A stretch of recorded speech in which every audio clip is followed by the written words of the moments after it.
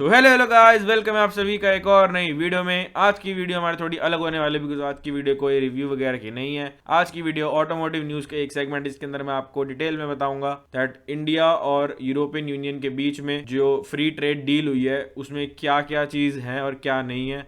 तो चलिए वीडियो को शुरू करते हैं।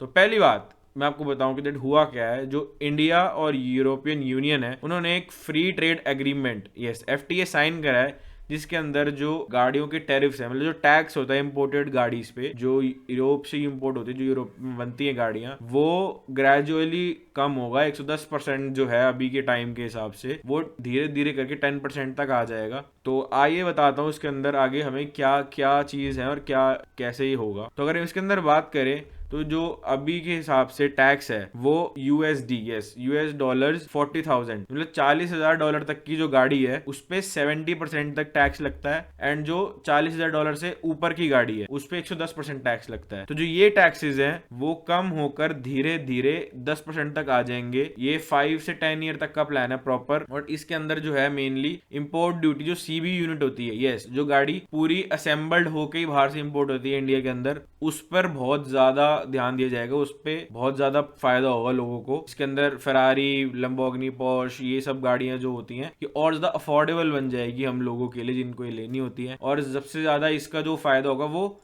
ICE व्हीकल्स, मतलब इंटरनल कंबर्शन इंजन जो होते हैं, जो बाहर से इंपोर्ट होते हैं, जो गाड़ी CKD होती हैं, जो कि बनती बाहर है, मतलब उनका जो सारा कंपोनेंट बाहर बनता है बट इंडिया में आके असेंबल होती हैं, उस पर भी बहुत ज्यादा हमें फर्क पड़ेगा। जिससे जो गाड़ियां हम लेना चाहते हैं, जैसे हम मर्सिडीज हो गई, AMG line and range rover वगैरह की गाड़ी हो गई, उस पर बहुत ज्यादा फर्क पड़ेगा हमें।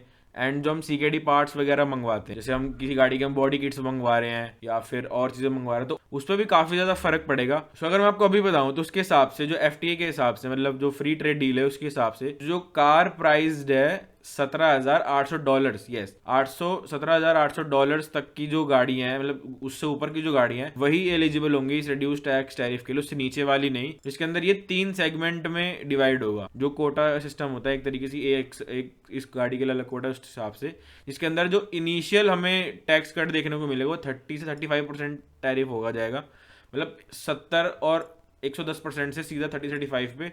और ओवर द टाइम, मतलब आने वाले 5 से 10 साल के बीच बीच में ये टैक्स कम होकर 10% रह जाएगा, जिससे कि गाड़ियों के प्राइस एक्स शोरूम प्राइस काफी ज्यादा कम हो जाएंगे। और अगर हम बात करें जो अभी हमें चीजें देखने को मिली है इस आर्टिकल में, तो उसके अंदर जो इंटरनल कंबर्शन इंजन, ये जो आइस पावर्ड व्हीकल्स है, उसके अंदर सब एग्रीमेंट जो है उसके अंदर सबसे ज्यादा पहले इफेक्ट होगा। जो EV गाड़ी है उसके अंदर इतना जल्दी इफेक्ट नहीं होगा, उसके अंदर 5 साल के बाद ही थोड़ा ध्यान दिया जाएगा, बट इन सब के अंदर ज्यादा इफेक्ट होगा। और इसके अंदर अगर हम देखें जो CBU गाड़ियां आती हैं लग्जरी सेगमेंट की, वो मतलब नॉर्मल कार्स नहीं, जैसे मर्सिडीज की हो गई, BMW, वोल्वो, ये सारी गाड़ियां ऑलमोस्टली अब इंडिया में बनने लगी हैं।